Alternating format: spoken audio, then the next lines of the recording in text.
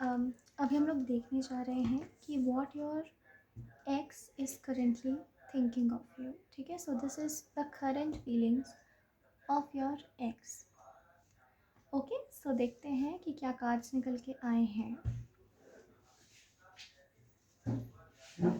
और इसकी energy interpretation क्या होगी.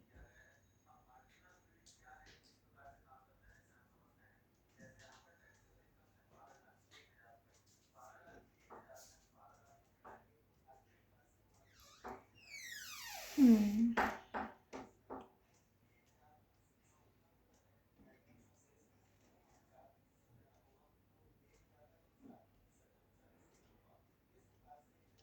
देखिए, आपके जो एक्स है ना, वो एक एनर्जी जो मुझे फील होती है उनके एनर्जी में, वो ये है that they truly miss your connection, things those were between you two. ठीक है, इमोशनल स्फेयर वो बहुत मिस करते हैं, मैं ये देख सकती हूँ, क्योंकि आप इमोशनली आई फील कि कभी वीकेंड होने उनको देते नहीं थे. एक इमोशनल कॉर्ड से वो आपसे जुड़े हुए थे, उनके इमोशंस आपसे जुड़े हुए थे. ठीक है, तो अगर आपके एक्स ऐसा पोज भी कर रहे हैं, जो मुझे दिखता है that you know there's nothing between us and all, so he is just keeping boundaries or she is just keeping boundaries कि अब क्योंकि हमारे बीच कुछ रहा नहीं तो मैं अननेसेसरली ट्रबल कॉज नहीं करना चाहता. लेकिन कहीं ना कहीं उनके इमोशनल स्फेयर में यू स्टिल इको. ओके, आपके इमोशंस अभी तक उन्होंने आपके एनर्जी को अभी तक उन्होंने लेट गो नहीं किया है, उस वक्त को, उस कनेक्शन को लेट गो अभी तक नहीं किया है. ठीक है, और वो करना भी नहीं चाहते हैं करेंटली इस वक्त पर जब आप ये रीडिंग देख रहे हो.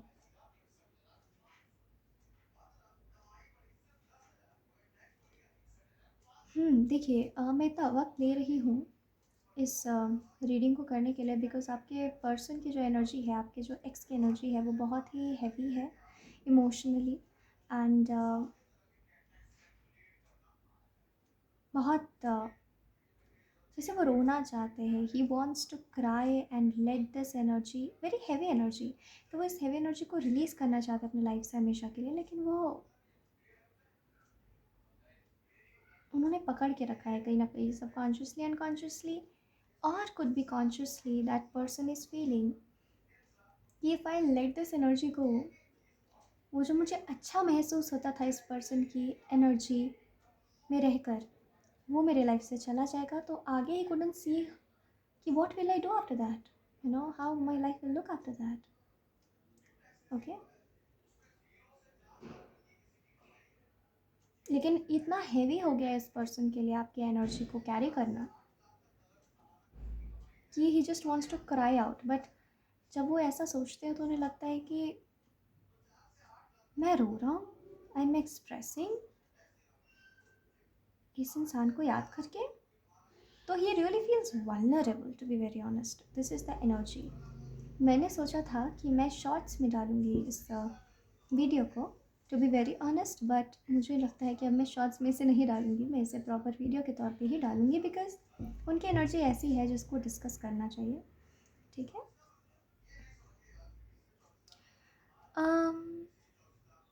एक एनर्जी मुझे आती है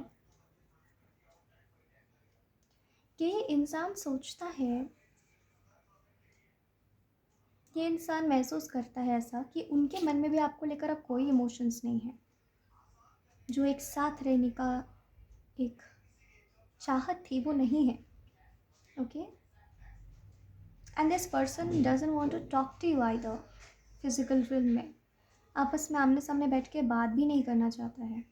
इस पर्सन ने इंटरनलाइज बहुत किया है. ठीक है, लेकिन डेफिनेटली एनर्जेटिक लेवल पर वो आपको ये कहना चाहते हैं, अगर वो कभी कह पाते, कभी आप तक ये संदेश पहुंच पाता, तो आपको ये कहना चाहते हैं कि ये सच है कि मैं खुद सरप्राइज्ड हूँ कि मैं ही दावे करता था या करती थी कि तुम्हारे अलावा मेरे लिए, मेरी दुनिया में और कुछ नहीं है. पर अब मुझे ऐसा नहीं लगता. सच में वो सारी फीलिंग्स फेड हो गए. वो जो एक आपस में साथ रहने का एक इमोशन था वो फेड हो गया है सच में। अब मेरी बिल्कुल इच्छा नहीं है कि मैं तुम्हारे साथ पार्टनरशिप करूं। शायद अगर तुम मुझसे आगे आके भी पूछो कि चलो दोबारा रिकनसाइल करते हैं, तो शायद मैं ना कह दूंगा, क्योंकि मेरे अंदर अब वो जज्बात नहीं रहे। ठीक है, तो ये ऑनेस्टली कन्फेस करना चाहती हूँ आपको। लेकिन हाँ, आपकी जो प्रेजेंस थी, उन्होंने एक अरसा जो आपके साथ बिताया है, उस इमोशन को वो लेट गो, जैसे कुछ है उनका जो ओल्ड वर्जन है, ओल्ड सेल्फ है, वो लेट गो नहीं करना चाहता है आपके उस साथ को। और ये पर्सन समझ नहीं पा रहा है कि उसके साथ जो हो रहा है वैसा क्यों हो रहा है।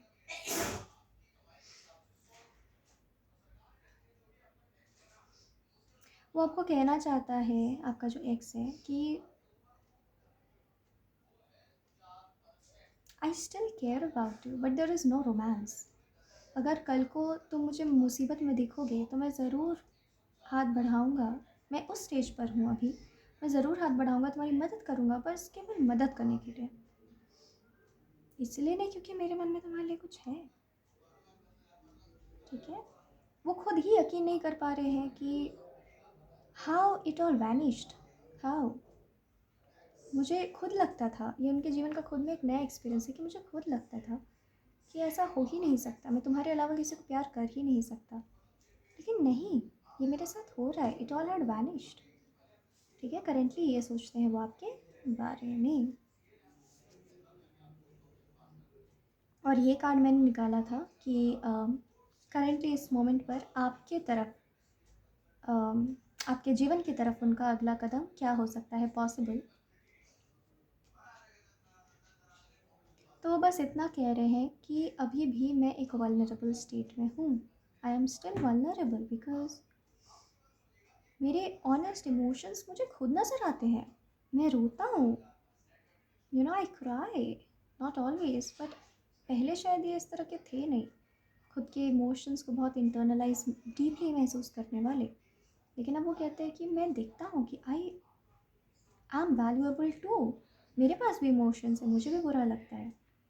ठीक है, तो वो बहुत वल्नरेबल है और वो किसी के कोई कन्फ्रंटेशन वो नहीं चाहते हैं very strongly, I sense that. Okay, कोई फिजिकल कॉन्फ्रंटेशन आप भी इनको करने की अभी कोशिश ना ही करें, तो you are respecting their space, to be very honest.